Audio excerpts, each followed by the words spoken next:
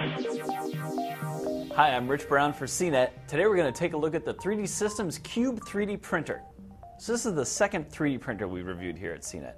The first one was the MakerBot Replicator, kind of an enthusiast, really hardcore hobbyist design system. This, though, is purely aimed at consumers. For everything from its design to the way you print objects on it, all the way down to the software, the system is really focused at being easy to use and kind of simplified. So if you're not familiar with 3D printing, the way it works is that this head deposits this plastic material down here, this print surface, prints up layer by layer until you get a solid object at the end of it. The object comes from a 3D design on your computer that you send to the printer to print out.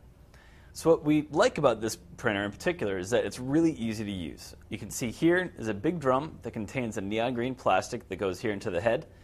The drum just slides in really easily. And then to load the plastic, you go to this menu and it walks you through the process of feeding the plastic in.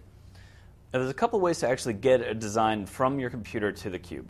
You can plug a USB key into the port here and have the design show up on the menu here, or you can connect via Wi-Fi, sending your plans from either your computer or your smartphone to the printer itself.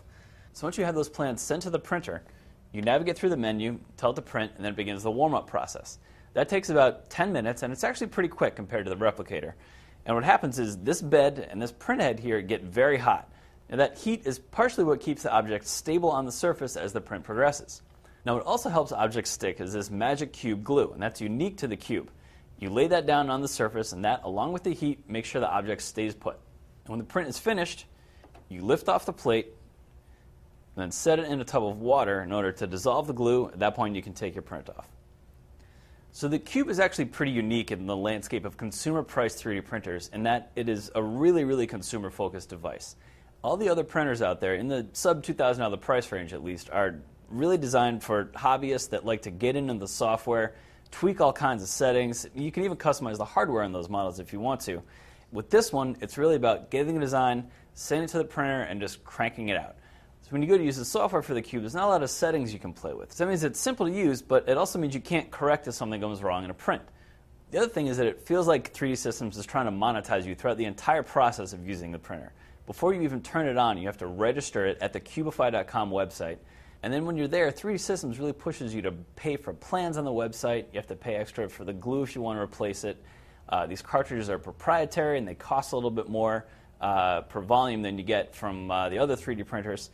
So as much as this is a consumer-focused 3D printer, they really do try to push you to consume. That said, the process of printing on the cube is a whole lot easier than with the Replicator. We never once had a print slip off from where it was supposed to be glued. We did get a little bit of lifting here and there, but nothing that totally damaged the output. So speaking of its output, we have a few objects that we've printed here on the cube. Some of them came out great, others less so. So this napkin holder and this little rook design both came with the printer, and they printed out perfectly. There's really no complaints about the way they look. Now the plans for these two objects, as well as the others you'll find on Cubify, are more or less designed to work very well with the cube. And that's great. The problem is you have to pay for them. Now there are plenty of designs out there that are free, but as you can see from this chair, they don't always come out as well as you want them to.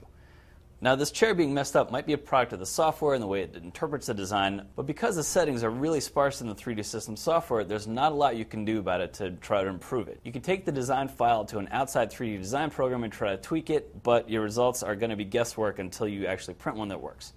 Now that's certainly not the case with every free file you'll find out there. In fact, we printed these devil horns from MakerBot's Thingiverse website. You can download the plans there, and that works fine.